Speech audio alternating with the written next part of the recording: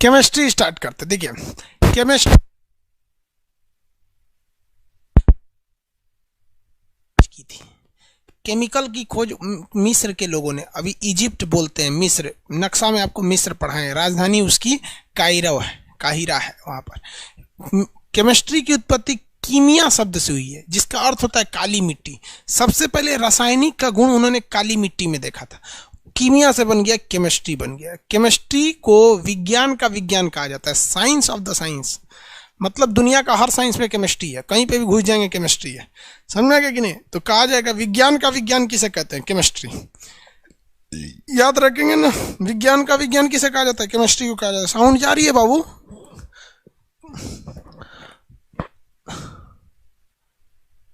अनुराधा कुमारी, sound नहीं जा रहा है? अनुराधा कुमार लिखेंगे, कुमारी लिखे, साउंड तो जा ही रहा होगा भाई। कान में आपके खोटी जमल है। केमिस्ट्री का साइंस का साइंस किसे कहते हैं? केमिस्ट्री को कहते हैं। अब देखिए इसमें हम लोग को पढ़ना क्या है, किसी भी चीज़ के आंतरिक संरचनाओं के बारे में पढ़ना है कि कौन सी चीज़ किससे रिएक्ट कर सकती है, किससे रिएक्ट नहीं कर सकती है, वो किस स्टेज में जाएगी, सॉलिड, लिक्विड, गैस, या फिर मेटल, नॉन मेटल जाएगा, मिश्रण जाएगा, यौगिक जाएगा, कंपाउंड जाएगा, मिक्सचर जाएगा, ये सब चीज़ें जाएंगी। इसमें ज़्यादातर चीज़ें इंग्लिश में ही यूज होती हैं, इंग्लिश हिंदी दोनों यूज़ किया जाएगा इसमें, लेकिन ज़्यादा यूज इसमें इंग्लिश हो जाता है। चलो भैया स्टार्ट किया जाए।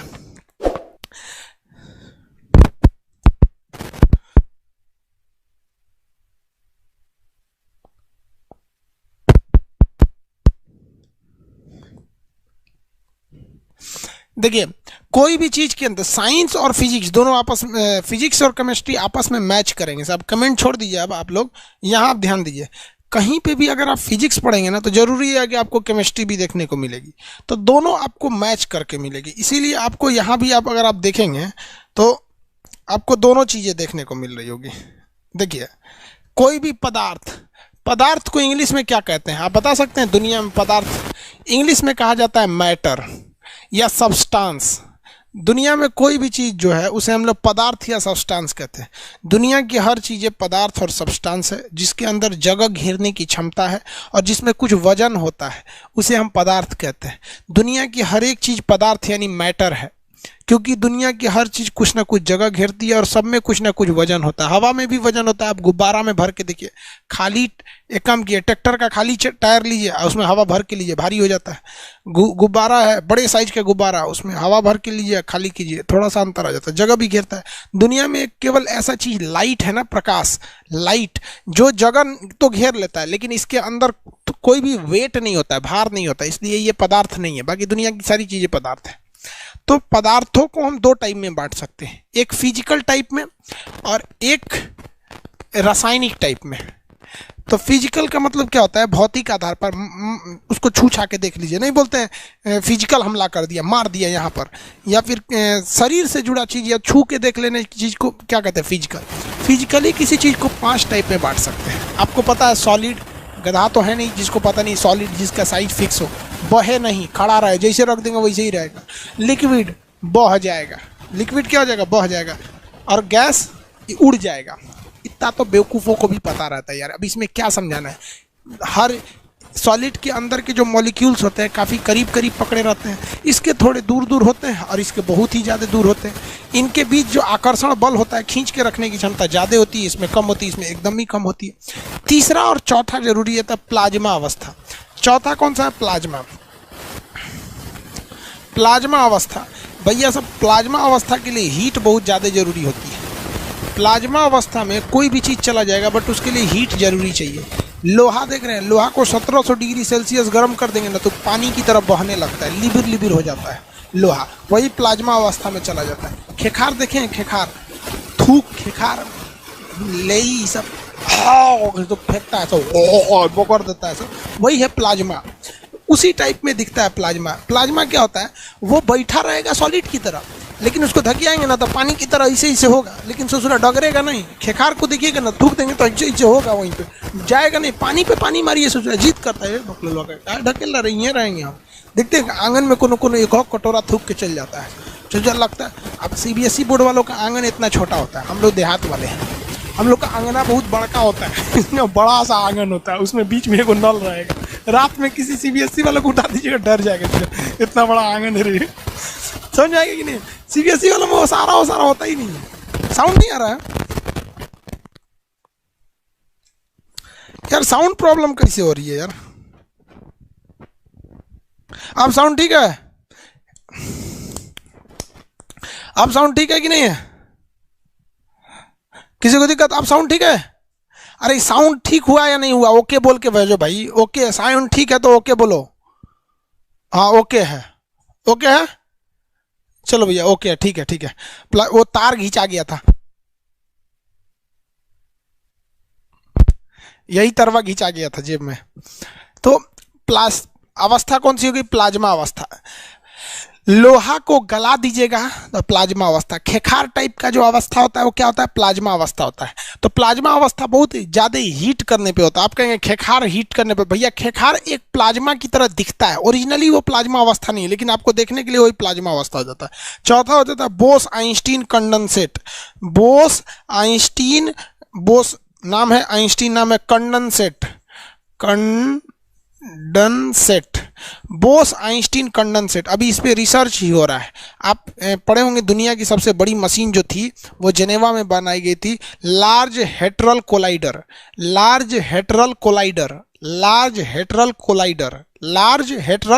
दुनिया की सबसे बड़ी मशीन थी, जिसमें गॉड पार्टिकल को आपस में लड़ाया गया था। नाम क्या था उसका? हिप्स बोसान। क्या नाम था उसका? हिप्स बोसान। और आइंस्टीन साहब ने क्या बोला था कि किसी भी चीज की चाल प्रकाश की चाल से ज्यादा नहीं हो सकती। तो दो कणों को आपस में लड़ाया गया था प्रकाश की चाल पर दो कणों को आपस में लड़ाया गया था। तो वो उस पर अभी रिसर्च चल रही थी। फिजिकली किसी चीज की चौथी पांचवी अवस्था समझ में आ गया? हिप्स बोसान, गॉड पार्टिकल। समझ में आ गया कि नहीं? गॉड पार्टिकल क्या होता है?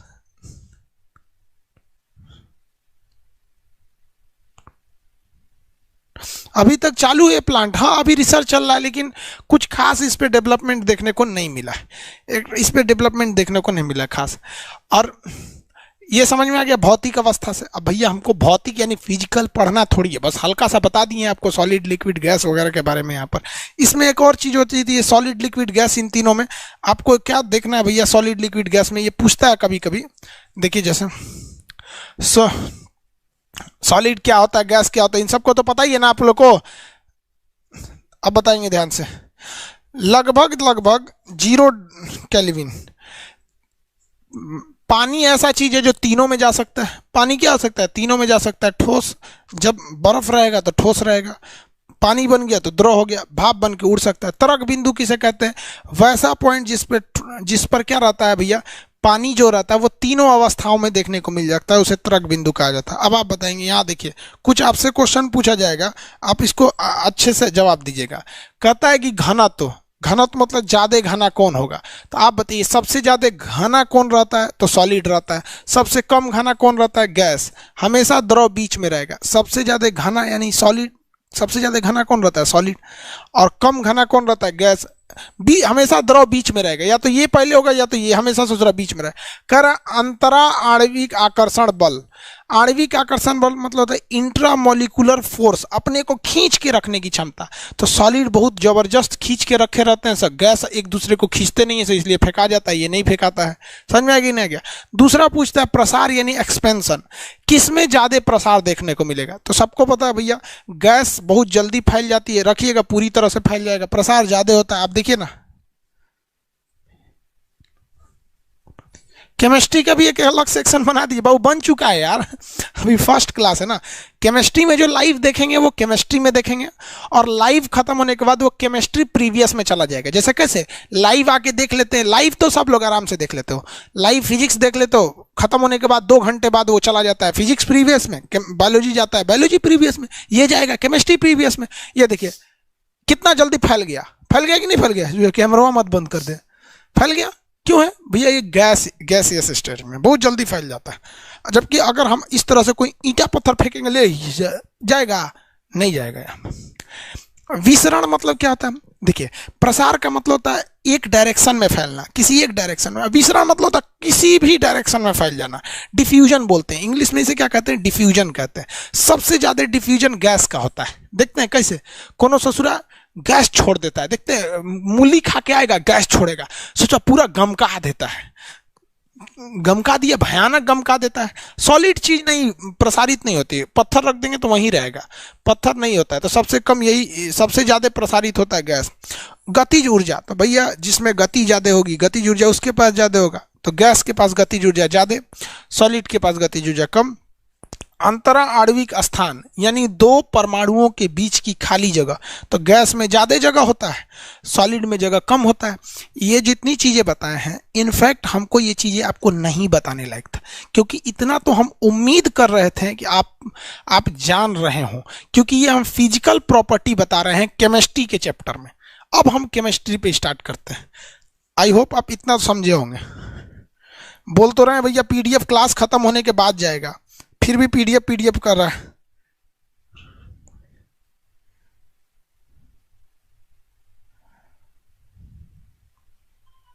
अच्छा, ग्रीन बोर्ड यूज करें?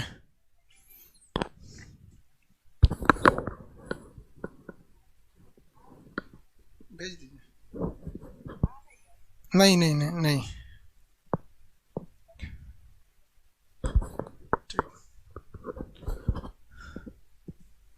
चलो भैया अब हम आते हैं केमिस्ट्री वाले पे। लड़का कह रहा है कि सर ग्रीन बोर्ड पे पढ़ाइए। ठीक है भैया, ग्रीन बोर्ड पे ही पढ़ाएंगे, ये बस आपको दिखाने के लिए कि ये पीडीएफ है आपका। अब हम केमिस्ट्री में कई चीज़ों के बारे में पढ़ना है, कार्बनिक पदार्थ, अकार्बनिक पदार्थ, शुद्ध पदार्थ, कई टाइप में होते हैं सब, प्लाज्मा अवस्था, ये सब देख लिए आप लोग। परमाणु मॉडल ये हटा दें, ग्रीन बोर्ड पे पढ़ाएं कि पीडीएफ पे पढ़ाएं? ग्रीन बोर्ड पे पढ़ाते हैं, सोचा इस पे पढ़ाइए नहीं पाएगा।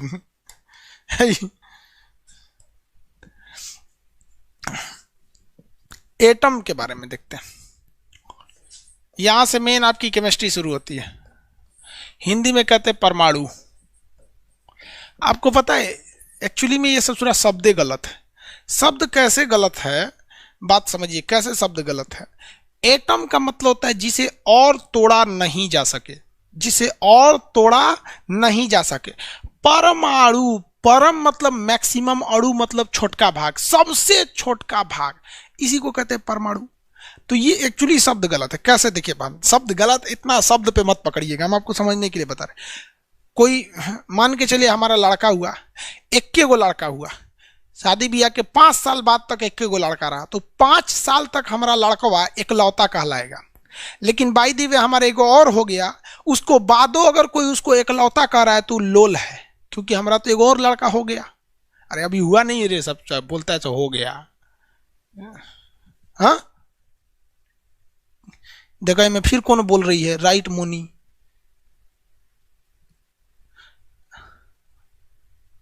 आगे बढ़े। तो इकलौता अब नहीं ना कोई कह सकता है। उसी तरह परमाणु का मतलब होता है सबसे छोटा, लेकिन इसे कई भागों में तोड़ा जा चुका है। कई भागों में क्या किया जा चुका है, तोड़ा गया है। इसको कई पार्ट में तोड़ा जाता है। जैसे देखिए, परमाणु ये हो गया, ये नाभिक हो गया, उसका बीच का पार्ट नाभिक है, और ये उसकी कक्षाएं हैं, ये उसकी क्या है, कक्षाएं हैं।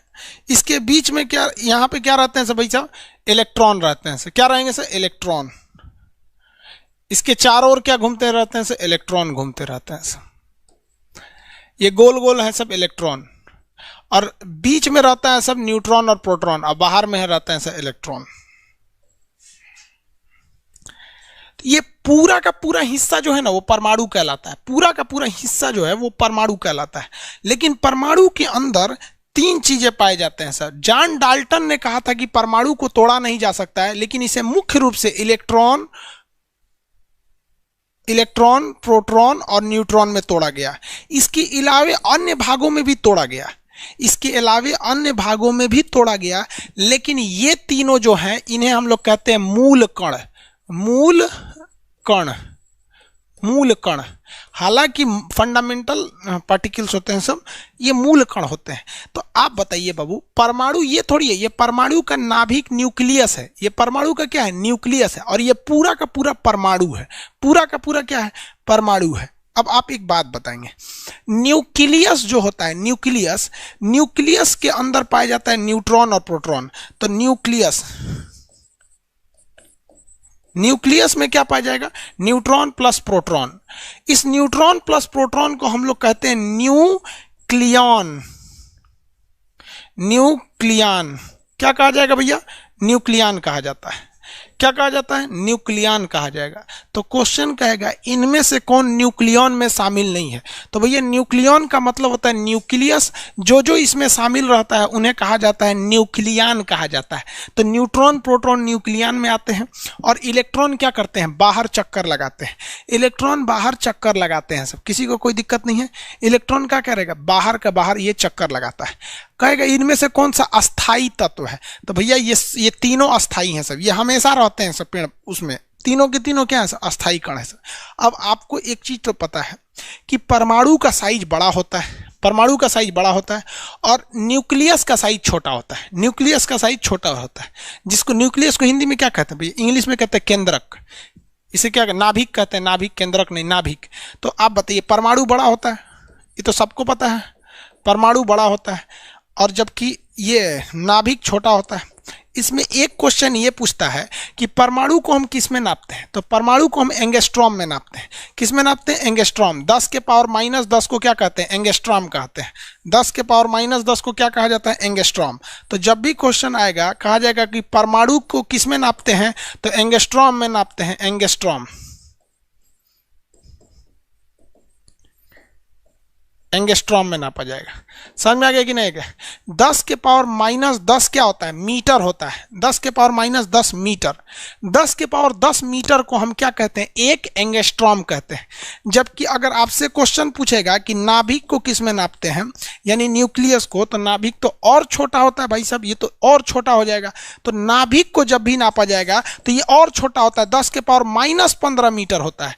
माइनस का मतलब होता है उतना बार टुकड़ा। अगर किसी चीज पर 10 के पावर माइनस 2 है तो इसका मतलब माइनस 2 का मतलब 100 बार इसका टुकड़ा किया गया है। 10 के पावर माइनस 3 है तो माइनस 1000 बार टुकड़ा किया गया है।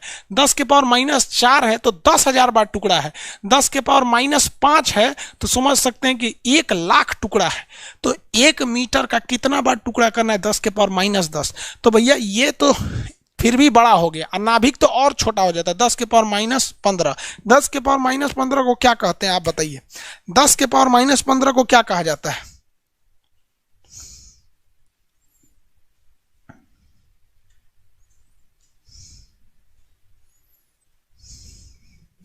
एसके मिश्रा कह रहे हैं कि सब लोग से अनुरोध है कि सर को बोलिए स्टैटिक जीके पढ़ाएं। मतलब आपको क्या लगता है सर को नहीं पता है? एसके मिश्रा कह रहे हैं सब लोग बोलिए। अरे भाई आप बोलिए चाहे नहीं बोलिए, हमारी भी तो जिम्मेदारी बनती है। हाँ, फर्मी बोलते हैं, वेरी गुड, फर्मी बोलते हैं। तो फर्मी बहुत छोटा होता है, फर्मी बहुत छोटा होता है। 10 के पावर माइनस 15 टुकड़ा होता है, ये माइनस 10 टुकड़ा है। तो नाभिक को जब भी नापा जाता है फर्मी में नापा जाता है, जबकि परमाणु को जब भी नापा जाता है एंगस्ट्रॉम में नापा जाता है। परमाणु को किस में नापा जाता है? एंगस्ट्रॉम में नापा जाता है। और नाभिक को किस में नापा जाता है? फर्मी में नापा जाता है। कंफर्म हो गया? किसी को कोई दिक्कत नहीं है?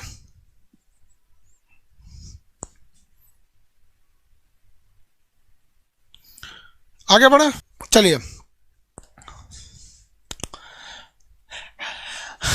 अब बात करते हैं धीरे धीरे केमिस्ट्री की शुरुआत कैसे हुई। डायरेक्ट हम लोग को ना मिल गया कि भैया इलेक्ट्रॉन है, न्यूट्रॉन है, प्रोटॉन है, डायरेक्ट मिल गया। हम लोग ना आपको पढ़ा दिए, डायरेक्ट ऐसे मिला तो था नहीं।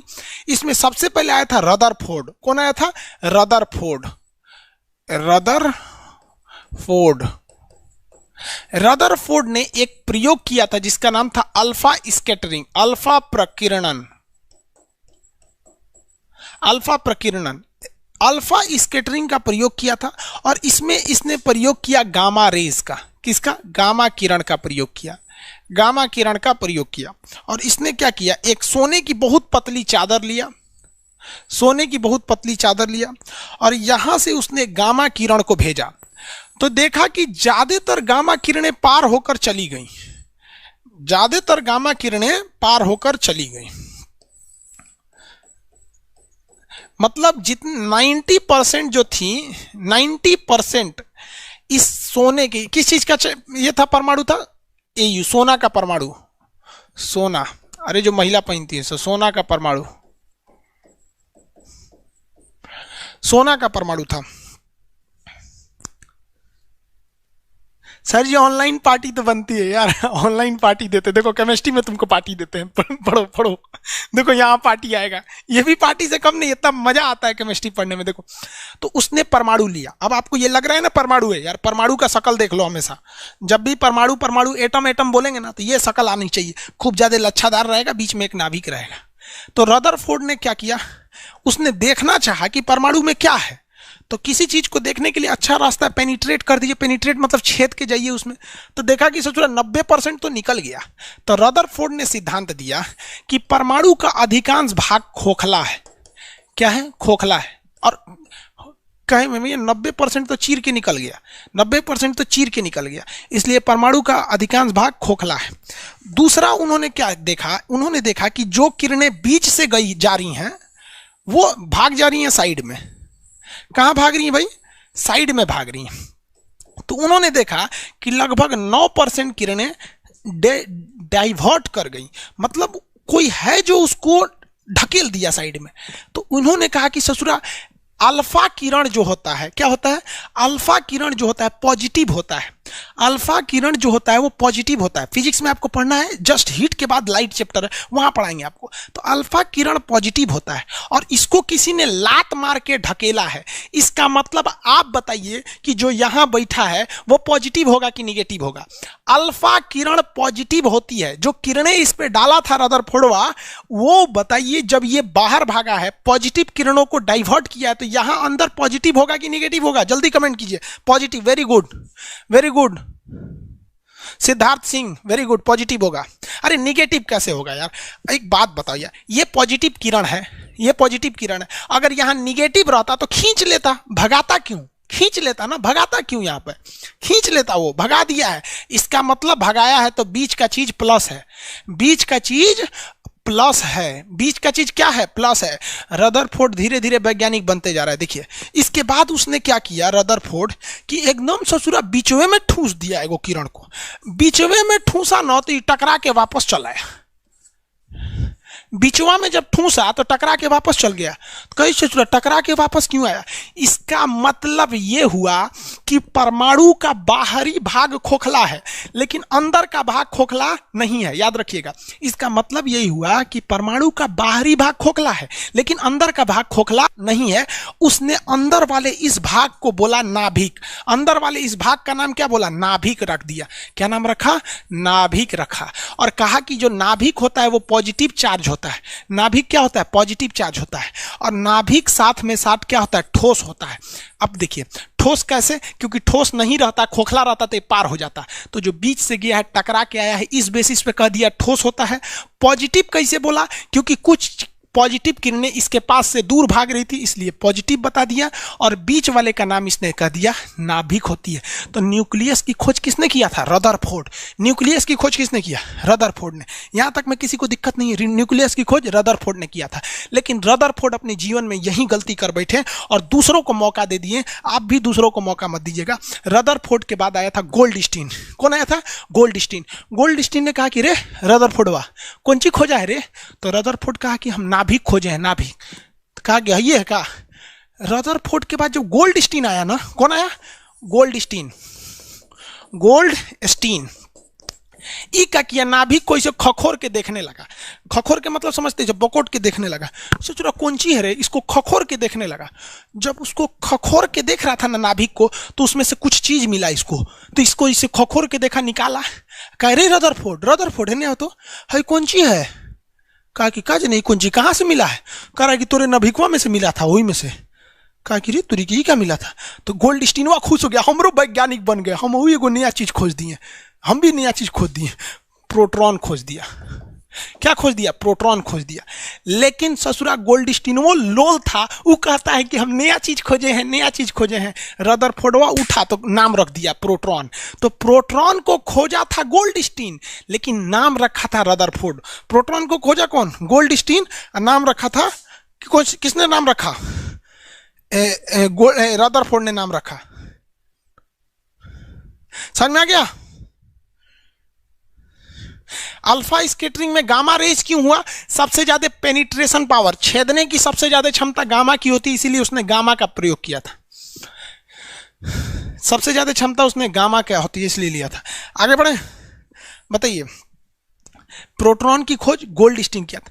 ये बताओ यार, रदरफोर्डवा बोका था ससुरा, बोका, बड़का बोका। अरे खोजले रहता तो हमको कितना आराम से पढ़ा देते। यहाँ नौटंकी करो, गोल्डस्टीन खोजा, रदरफोर्ड नाम रखा। अरे ससुरा, रदरफोर्ड तो बोक था ही ससुरा, गोल्डस्टीन वो बोके निकला, खोज के चल दिया, खुश हो गया, ओ माय गॉड हम प्रोटॉन खोज दिए, प्रोटॉन खोज दिए। एकरे एगो दोस्त था चैंडविक, क्या नाम था, चैंडविक, क्या नाम था, चैडविक,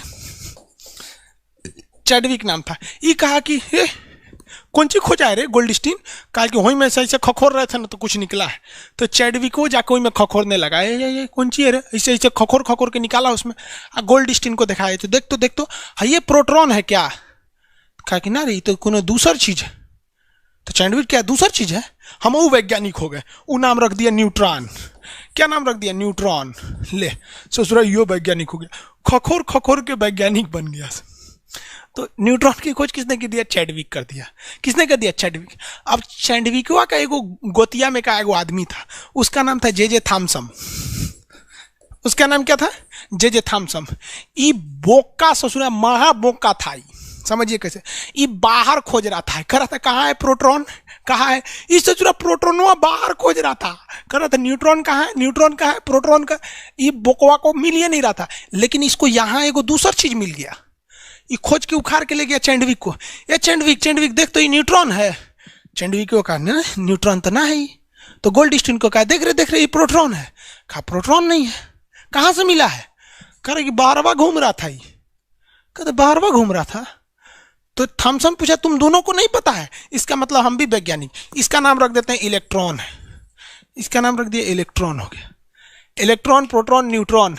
आपको पता है ये तीनों वैज्ञानिक को जन्म देने का एक और एक कारण था रदरफोर्ड का सुस्त होना। क्योंकि रदरफोर्ड जब पेनिट्रेट करके, छेद करके नाभिक तक पहुंच गया था तो वह थोड़ा और मेहनत कर देता तो चैंडविक की जरूरत नहीं पड़ती, गोल्डस्टीन की जरूरत नहीं पड़ती, जे थॉमसन की जरूरत नहीं पड़ती। हम अकेले पढ़ाते कि चारों खोज इसी ने किया, समझना।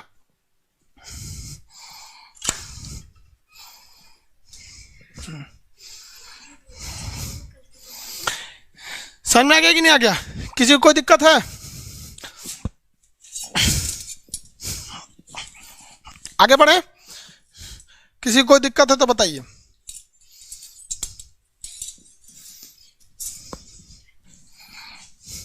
कोई दिक्कत नहीं। अरे भाई बुक भी आ गई है केमिस्ट्री की, लेना है तो ले लीजिएगा लोग।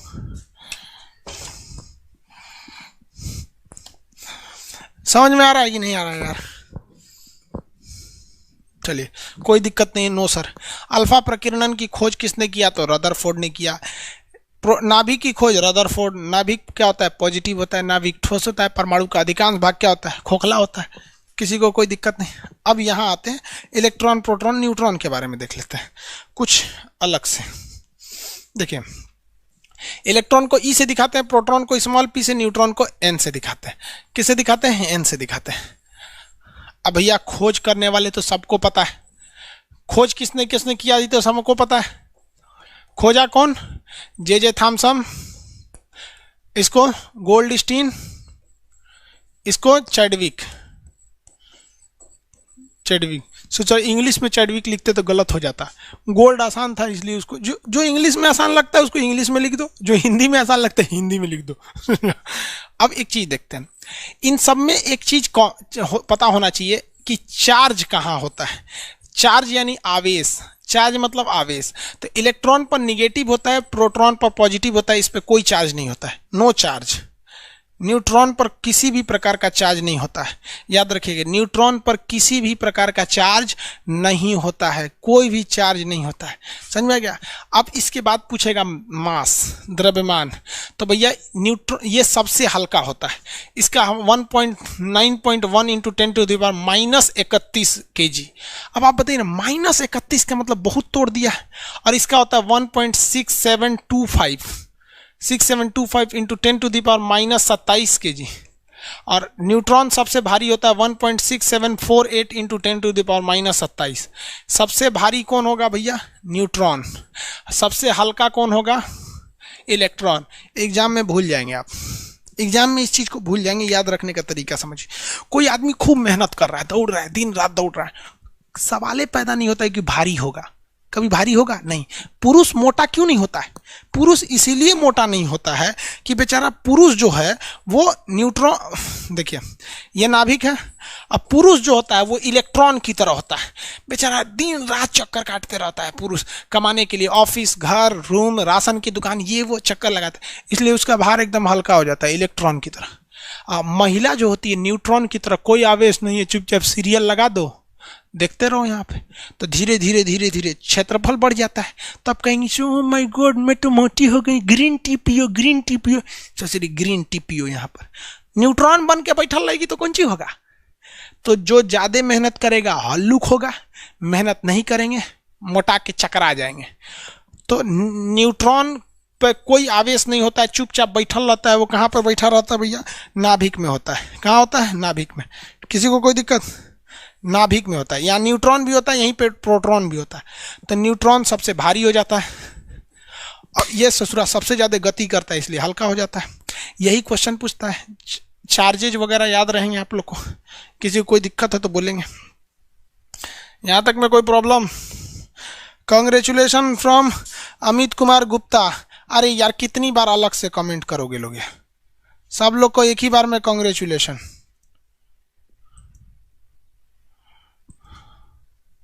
बार बार एक ही कमेंट क्यों करते हैं भाई? बाकी लोग को भी दिखे। ये कौन लड़का है बेवकूफ? एक लड़की थी दीवानी सी, लिखता है एक दो क्वेश्चन कर दीजिए। कैसन कैसन नाम रखता है ऐसा?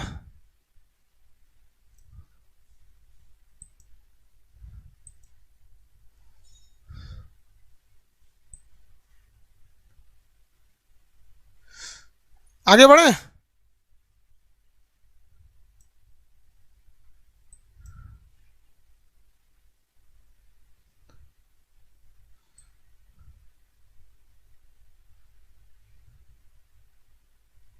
क्या आज पहली बार देखे? हमको आज पहली बार देखे। नहीं यार तबीयत खराब नहीं है, समझ में आ गया। थोड़ा सा थकान है, तबीयत खराब नहीं है, एकदम बढ़िया है। इतना तो समझ में आ गया होगा। अब आगे पढ़ाना है। परमाणु मॉडल में किसी को दिक्कत है? भारी हल्का हेन तेन चीज किसी को दिक्कत है तो बोलो, हम कमेंट देख रहे हैं आपका, फिर आगे पढ़ाएंगे। किसी को यदि दिक्कत है तो बोलेंगे, फिर हम आगे पढ़ाएंगे।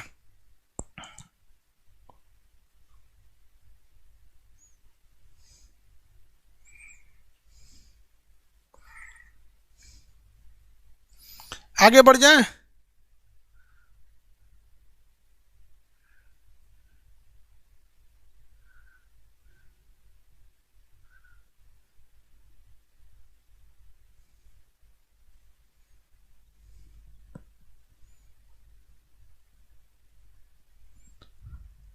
जी सर, चलिए आगे बढ़ जाता है। Very good.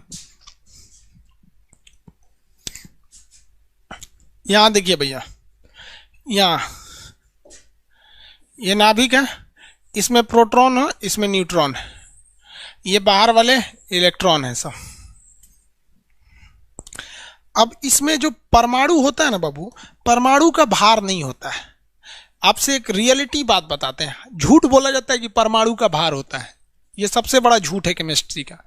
भार जो होता है वो नाभिक का होता है, परमाणु का भार होता ही नहीं है। रियलिटी बता रहे हैं आपसे। परमाणु, ये टोटल परमाणु का कोई भार नहीं होता है। एक्चुअल में जो भार होता है वो नाभिक का होता है। जरा सोच के देखिए ना, इलेक्ट्रॉन घूम रहा है, कोई भी चीज गति करेगी तो उसका भार नाप पाएंगे? नहीं नाप पाएंगे। प्रोटॉन नाभिक के अंदर रहता है पॉजिटिव चार्ज के थ्रू, इलेक्ट्रॉन जो होता है वो न्यूट्रॉन निगेटिव चार्ज के थ्रू अंदर बैठा रहता है। तो जब कभी भी हम आपसे कहें कि परमाणु भार, तो कहने समझने के लिए आप समझिए कि परमाणु भार है, बट नापना आपको क्या चीज है? नापना क्या चीज है? नापेंगे क्या? तो नापने के लिए जरूरी होता है परमाणु का भार, नाभिक का भार। तो हम आपको यहां एक बात में लिख सकते हैं, यहाँ एक चीज कि परमाणु भार यानी एटॉमिक वेट, परमाणु को एटॉमिक वेट कहेंगे ना, ये किसके बराबर होता है? लिख सकते हैं नाभिक का भार? नहीं लिख सकते हैं। और नाभिक में होता क्या है? Neutron plus proton. तो हम ये लिख सकते हैं ना, नाभिक का भार बराबर न्यूट्रॉन प्लस प्रोटॉन। नाभिक का भार, नाभिक के भार को हम ए कहते हैं। ए बराबर होता है एन प्लस पी। ए बराबर एन प्लस पी। ए बराबर क्या होता है? N plus P. यानी कहने के लिए ये परमाणु भार है, बट रियल में ये क्या चीज है? रियल में ये है आपके नाभिक का भार। रियल में क्या है? ये नाभिक का भार होता है। आगे बढ़ जाए, अगर आपको किसी चीज का नाभिक मिल जाए, अगर किसी चीज का अगर आपको भार मिल जाए, जैसे हम आपसे कहते हैं कैल्शियम का परमाणु भार 40 होता है, तो आप ये मत समझिएगा कैल्शियम का परमाणु भार 40 है। कैल्शियम के नाभिक के अंदर प्रोटॉन और न्यूट्रॉन को जोड़ेंगे तो वो कितना आएगा? 40 आएगा। तो परमाणु भार एक्चुअली एक संख्या है। परमाणु भार क्या है? एक्चुअली एक संख्या है। अब दूसरी बात आती है परमाणु क्रमांक की। परमाणु क्रमांक की। क्रमांक, क्रमांक का मतलब होता है नंबर, एटॉमिक नंबर। इंग्लिश में क्या कहते हैं? Atomic number. एटॉमिक नंबर क्या होता है? कितने लोग बता सकते हैं कि एटॉमिक नंबर क्या होगा? नंबर ऑफ प्रोटॉन को हम कहेंगे या नंबर ऑफ इलेक्ट्रॉन को कहेंगे? मतलब देखिए, इलेक्ट्रॉनों की जितनी संख्या होती है ना, उतनी ही संख्या प्रोटॉन की होती है। अगर किसी चीज में 20 ठो इलेक्ट्रॉन रहेगा तो उसमें 20 ही प्रोटॉन रहेगा। जितनी संख्या में बाहर इलेक्ट्रॉन रहते हैं उतनी ही संख्या में अंदर क्या रहता है? प्रोटॉन रहता है। तो बात ये आती है, जब दोनों बराबर है तो हम कहते हैं कि इन्हीं की संख्या को हम एटॉमिक नंबर या परमाणु क्रमांक कहते हैं। तो परमाणु क्रमांक, जैसे हम आपसे कहते हैं परमाणु भार, तो आपके दिमाग में एक सवाल आता है ना, परमाणु भार मतलब न्यूट्रॉन और प्रोटॉन को जोड़ के बोल रहे हैं। उसी तरह हम अगर आपसे कह दें कि परमाणु क्रमांक 40 है, तो इससे आप क्या समझ रहे हैं? हम प्रोटॉनों की संख्या बोले हैं कि बाहर के सभी इलेक्ट्रॉनों की संख्या बोले? हालांकि होता दोनों बराबर है, लेकिन प्रोटॉन या इलेक्ट्रॉन, क्या आंसर बोलिए तो आप बताइए। आप बताइए फटाफट फटाफट। नहीं, बोथ नहीं हो सकता है, कोई एक ही है।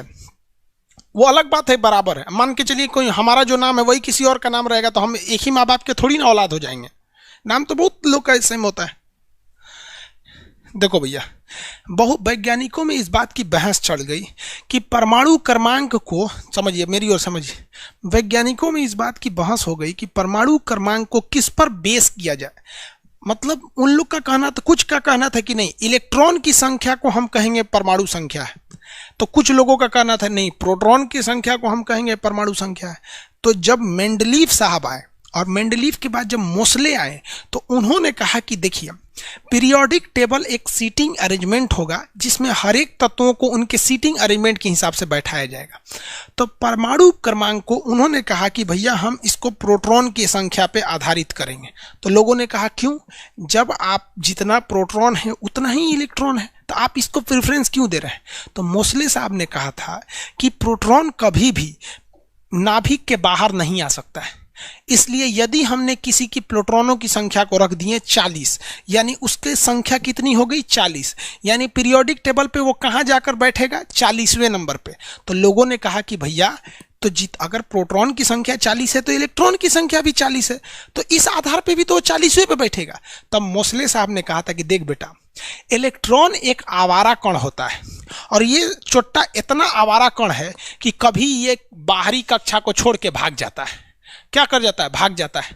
तो इसकी संख्या घट जाएगी।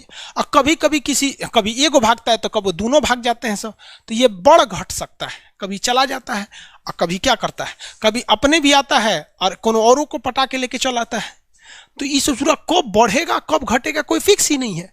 इसीलिए अगर हम कभी भी परमाणु क्रमांक को इलेक्ट्रॉन पर बस बैठा देंगे तो उसका रोल नंबर हमेशा बदलेगा। परमाणु क्रमांक का मतलब होता है रोल नंबर वो वहीं रहेगा, आपका रोल नंबर बदलता नहीं है। आप जिस क्लास में रहेंगे उसी क्लास। मैट्रिक में पता चला जनवरी में ही रोल नंबर, फरवरी में ही तो एग्जाम टाइम कोई और।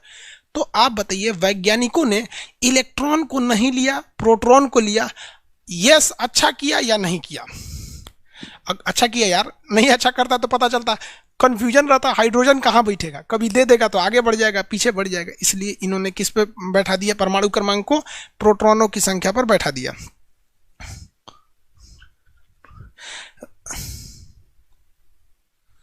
मेरे हाथ में क्या है? अरे यार, मेरे हाथ में कलम है, और क्या है?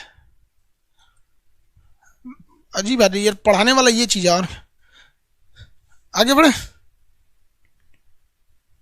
अच्छा किया, चलो बढ़िया है, अच्छा किया, बहुत अच्छा किया। हाँ बहुत अच्छा किया बहुत अच्छा किया। देखो भैया बहुत अच्छा किया यहाँ पे। देखिए तो प्रोटॉनों की संख्या को हम ए जेड से दिखाते हैं। इसको परमाणु क्रमांक को किससे दिखाते हैं? जेड से दिखाते हैं।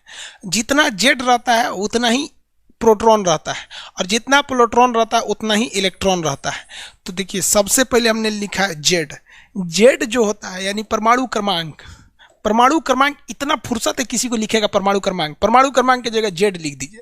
और जेड किसको दर्शाता है? प्रोटॉन को दर्शाता है। और ये प्रोटॉन इलेक्ट्रॉन को दर्शाता है, लेकिन जेड कभी भी इलेक्ट्रॉन के बराबर हो भी सकता है, नहीं भी हो सकता है। डायरेक्टली आप ये नहीं कहिएगा परमाणु क्रमांक को हम इलेक्ट्रॉन की संख्या मान लेंगे। हाँ ये कह सकते हैं कि परमाणु क्रमांक प्रोटॉनों के बराबर है और प्रोटॉन इलेक्ट्रॉन के बराबर होते हैं। समझ में आ गया? इसमें किसी को दिक्कत? एक चीज बोलते हैं, आर्गन जो है एक तत्व है, आर्गन ए आर से दिखाते हैं, 1840 होता है। 1840 होता है।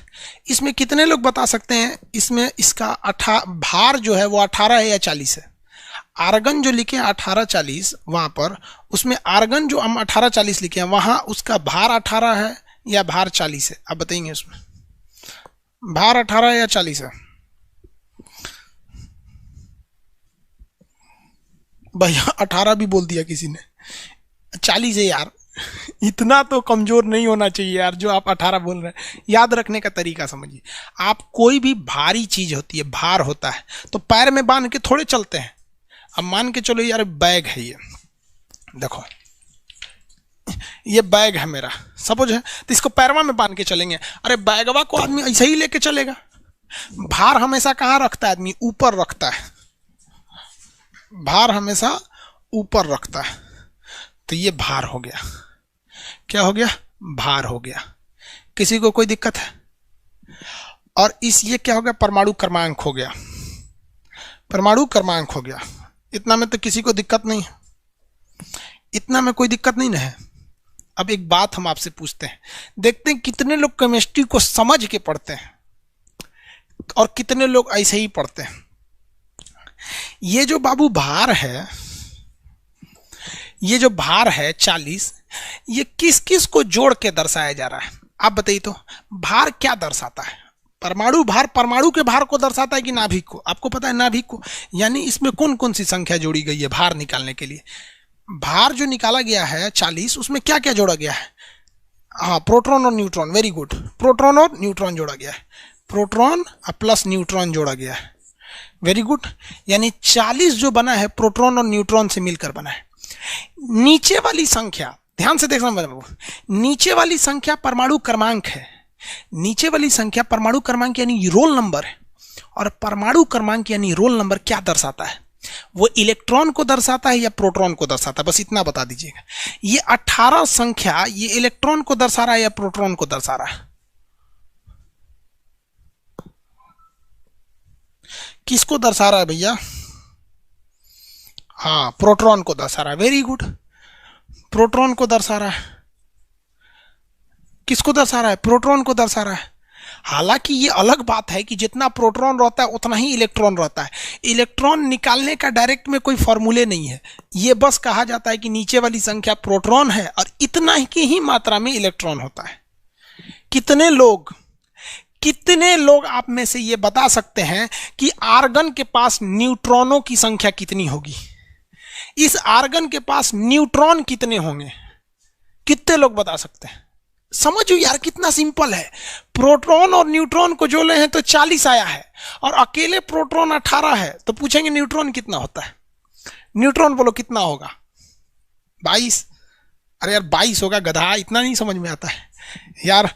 प्रोटॉन और न्यूट्रॉन इन दोनों को जोड़े हो तो 40 आया है। अब प्रोटॉन की वैल्यू 18 है, प्रोटॉन की वैल्यू 18 है, तो भैया आर्गन इसकी कितनी होगी? 22। तभी ना 18 और 22 करोगे तो 40 आएगा। नहीं आ गया? आ गया कि नहीं आ गया? आ गया। सिंपल है यार। केमिस्ट्री हल्ला करता है तो लोग समझता नहीं है यार। कोई वो टीचर कहता है सर केमिस्ट्री पहले हमको शुरू कर लेने दीजिएगा फिर आप कीजिएगा। चलिए आगे बढ़े, यहां देखो 44 कैसे आएगा यार? अरे वो प्लस कर दिए क्या? गलत कुछ कर दिए थे क्या? उधर माइनस करना चाहिए तो चलो छोड़ो, इधर देखो। यहां हम आपसे एक चीज लिख देते हैं, 20 कैल्शियम 40। ये ऊपर वाली संख्या ए है यानी परमाणु भार है, और ये वाली जेड है। जेड मतलब होता है परमाणु क्रमांक, एटॉमिक नंबर, और ये वाली संख्या होती है परमाणु भार। परमाणु भार, परमाणु भार किसको किसको दिखाता है? न्यूट्रॉन प्लस प्रोटॉन को। ये किसको दिखाता है? प्रोटॉन को दिखाता है। ये किसको दिखाता है? प्रोटॉन को दिखाता है।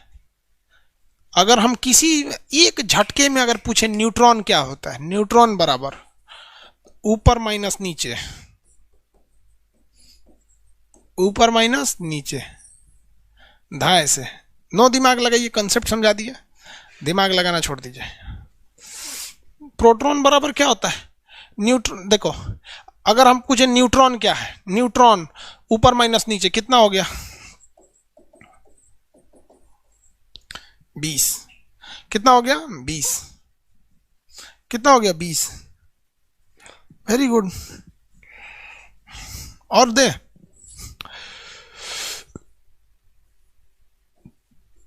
यूरेनियम निकालिए।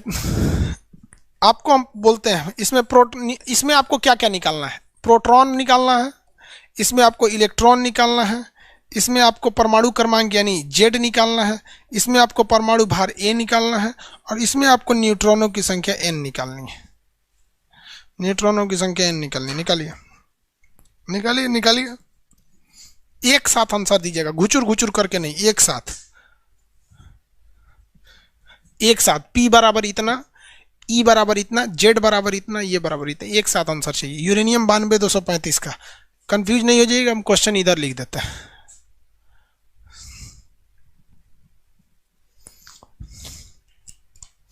आंसर दीजिए, 2 मिनट टाइम देते हैं आपको।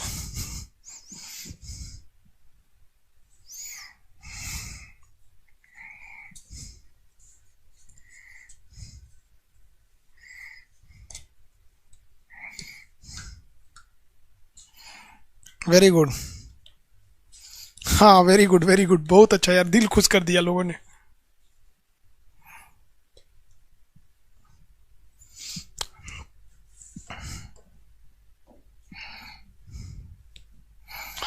प्रोटॉन क्या होता है भैया? ये क्या हो गया प्रोटॉन? प्रोटॉन जो होता है वो क्रमांक को दर्शाता है, परमाणु क्रमांक को दर्शाता है, जो ठीक नीचे लिखा है 92। और ये इलेक्ट्रॉन किसके बराबर होता है? इलेक्ट्रॉन प्रोटॉन के बराबर होता है, तो ये भी 92 हो जाएगा। जेड किसे कहा जाता है? तो जेड मतलब होता है परमाणु क्रमांक। जेड मतलब क्या होता है? परमाणु क्रमांक, ये वाला जेड, ये भी 92 हो जाएगा। ए मतलब क्या होता है? परमाणु भार होता है। ए मतलब क्या होता है? भार, ऊपर रहता है ए। कितना है भैया? 235। 235 235। एन, एन क्या हो गया भैया? एन होता है ऊपर वाली संख्या यानी ए, माइनस नीचे वाली संख्या जेड। एन बराबर A minus Z. A minus Z 235 minus 92, 243, 143, 143। Very good. अरे बाबू नेट आपका सही नहीं चल रहा होगा, मेरा तो सही चल रहा है। अरे फिजिक्स केमिस्ट्री समझ में आ रहा है यार? हाँ,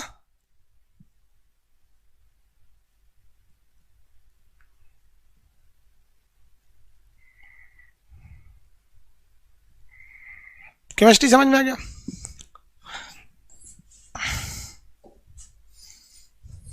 चलिए देखिए यहाँ, इसमें अगर आपको कोई भी अगर एलिमेंट दे देता है, अब यहाँ बनाने के चक्कर में मत रहिएगा, समझिएगा।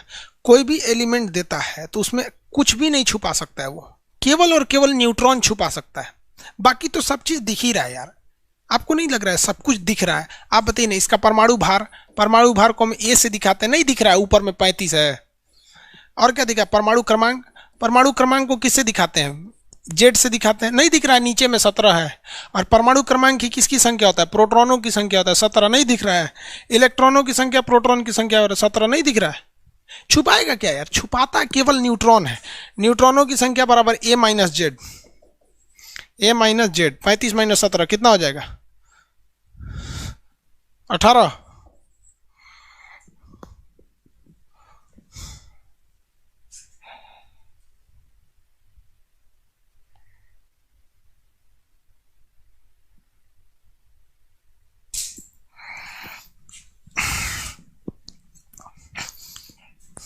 हो गया? किसी को कोई दिक्कत है? आज केमिस्ट्री का फर्स्ट क्लास था, इसलिए आज इतना ही रहने देते हैं। कल लंबा क्लास ले लेंगे 10-11 बजे तक, ठीक है? आज फर्स्ट क्लास है, फर्स्ट क्लास में ज़्यादा नहीं लेना चाहिए। कई लड़कों को मतलब वो नहीं लगता है। आप मन से करिए। और कई लड़कों का ना कि सर खाना वाना भी नहीं खाए हैं, बनाने जाएंगे सब बहुत जल्दी। सब लोग तो होते नहीं है। दुनिया में सबसे ज़्यादा कौन किसी को कौन मानता है पता है? मम्मी। मम्मी मानती है, माँ। मम्मी को बताया कि मम्मी आज 8 बजे से भी अब रेगुलर क्लास लेना पड़ेगा, तो थोड़ा सा गला में बजा था ना, तो देखिए मेरी मम्मी ना दूध भेजी, गरम करके भेजी, बोतल पकड़ बोतल टेढ़ा हो गया। लेकिन आप सब लोग को कहते हैं यार, दुनिया में कितने भी बड़े हो जाओगे ना, माँ बाप के आगे छोटे ही रहोगे। और आप जहाँ हैं ना, वो माँ बाप की बदौलत है। किसी को परवाह नहीं रहता। पापा को बोले पापा केमिस्ट्री की क्लास लेना है, जा रहे हैं, कोई दिक्कत नहीं, जाओ। लेकिन मम्मी दूध भेज दी कि गले में थोड़ा सा प्रॉब्लम है, ठंडी का दिन है, पी के रहो। गला ठीक रहेगा तो क्लास रेगुलर लोगे, नहीं तो फिर बीमार पड़ोगे, दिक्कत हो जाएगा। अब सबको कहते हैं यार, माँ बाप की इज्जत करना यार बहुत बड़ी चीज़ होते हैं ये लोग। आपकी मम्मी पापा भी बहुत मानते होंगे, हाँ? उनकी चेहरे पे एक बार खुशी ला दीजिएगा, मन लगा के पढ़ाई कीजिए, एकदम रिजल्ट लेके रहना है। कैसे नहीं होगा सचुरा रिजल्ट? आप लोग के लिए बहुत बहुत सॉलिड चीज़ लाए हैं। तो रेलवे का मतलब वो ला रहे हैं, 2 दिन में पहुंच जाएगी, मतलब निकल चुका है, रास्ते में है वो। और 9 लाख की किताबें हैं, उसको जल्दी से जल्दी ले लेंगे लोग। 149 रुपये है, अगर आप 1 रुपया बढ़ा के दीजिएगा तो 150 दे दीजिएगा, हमको मिल जाएगा 1 रुपया। नहीं चाहिए यार, आप 149 में खरीद लेना, ठीक है? हाँ, थोड़ा सा अगर दूर के एरिया में है तो फिर रेट महंगा हो जाएगा। वो हम नहीं महंगा कर रहे हैं, वो दुकानदार आएगा ले जाएगा तो महंगा नहीं होगा यार, उतना तो समझदार ही है। ठीक है, अब कल क्लास करेंगे, कोई दिक्कत नहीं। केमिस्ट्री समझ में आया या नहीं, ये बताइए।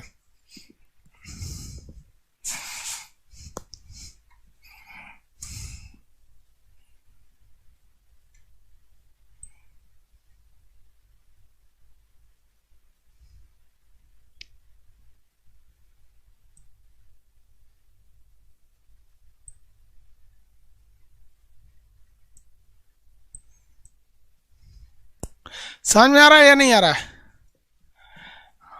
अच्छा समझ में आ रहा है यार? केमिस्ट्री वगैरह पढ़ाई की जिम्मेदारी आप हमारे पे छोड़ दो यार, हम पढ़ाने लगेंगे तो मुर्दा भी उठ के पढ़ लेगा।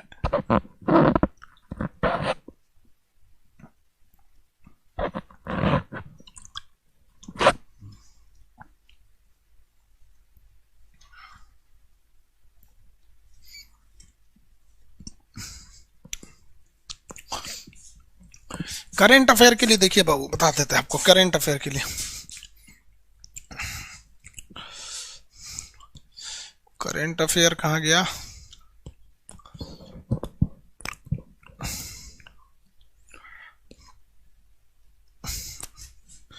ये बुक देख रहे हैं करेंट अफेयर?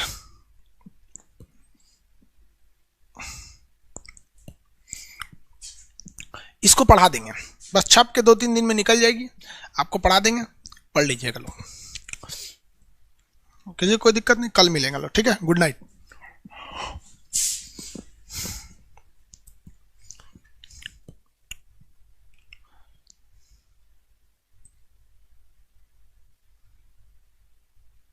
ये कौन बोलता है? Saurabh Kumar, I hate chemistry. काय लिए हेट करता है यार, मस्त चीज है केमिस्ट्री। नवीन कुमार, मेरा भाई नशा बहुत करता है, मारो साले को, बांध के नशा छोड़ देगा।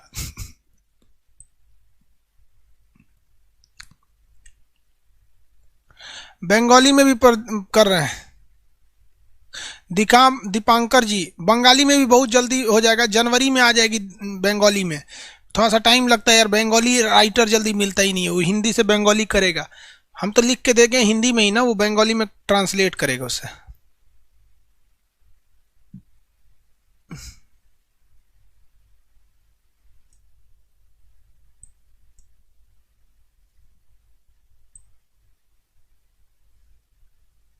अच्छा, बीएसएनएल पे एक वीडियो बना दीजिए। दिव्यांशु कुमार, ठीक है भाई, बीएसएनएल पे अभी वीडियो बना देते हैं। साहिश कुमार, गूगल हैक हो गया? नहीं हुआ यार, थोड़ा सा सर्वर प्रॉब्लम आ गया था। गूगल कैसे हैक हो जाएगा? उस साला अपने में बड़का जाइंट है वो।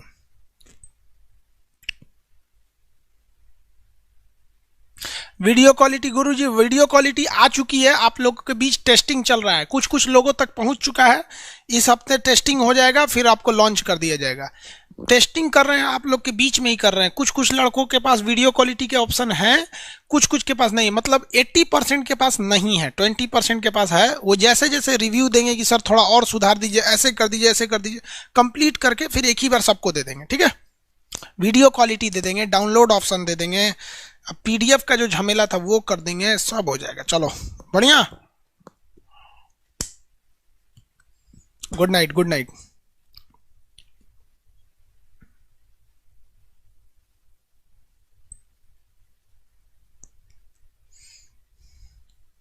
हरीश चंद कुमार, सर आप अपना नाम बता दीजिए।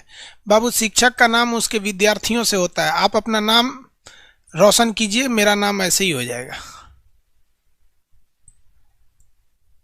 मेरा नाम पूछ के क्या करते हो यार?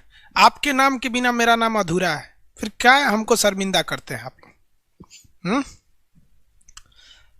मेरा नाम जानना चाहते हैं तो आप अपना नाम रोशन कीजिए, आपके नाम से मेरा नाम हो सके और हम शान से कह सके हम आप लोग आपको पढ़ाए हैं।